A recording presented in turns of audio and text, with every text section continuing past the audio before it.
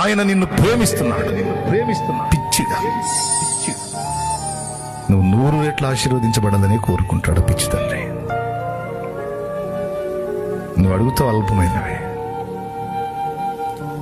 శ్రేష్టమైన వాటిని సిద్ధపరిచాడు, అందిస్తాడు. ఎంతమందికి విశ్వాసం ఉంది చెప్పు.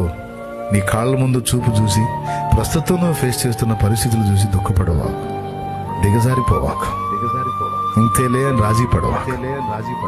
ఉంది ఉంది ఉంది ఉంది 2025 అయిపోయింది కదా, 2026 స్టార్ట్. నూతనమైన మలుపులు నీ జీవితంలో, నూతన అధ్యాయం స్టార్ట్ అయింది.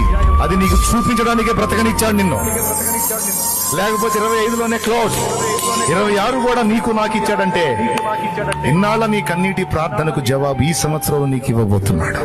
ఇన్నాళ్ళ నీ నిరీక్షణ, నీ ఎదురు చూపుకి ఒక జవాబు ఈ సంవత్సరంలో నీకు ఇవ్వబోతున్నాడు.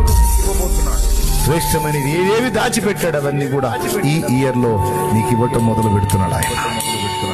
ఎంతమందికి విశ్వాసం ఉంది చెప్పు, గట్టిగా స్తోత్రం చెప్పు. వెలిగెత్తి చెప్పు, ఇంకోసారి చెప్పు, నీకు స్తోత్రం. ఆయన శ్రేష్టమైన నాయన.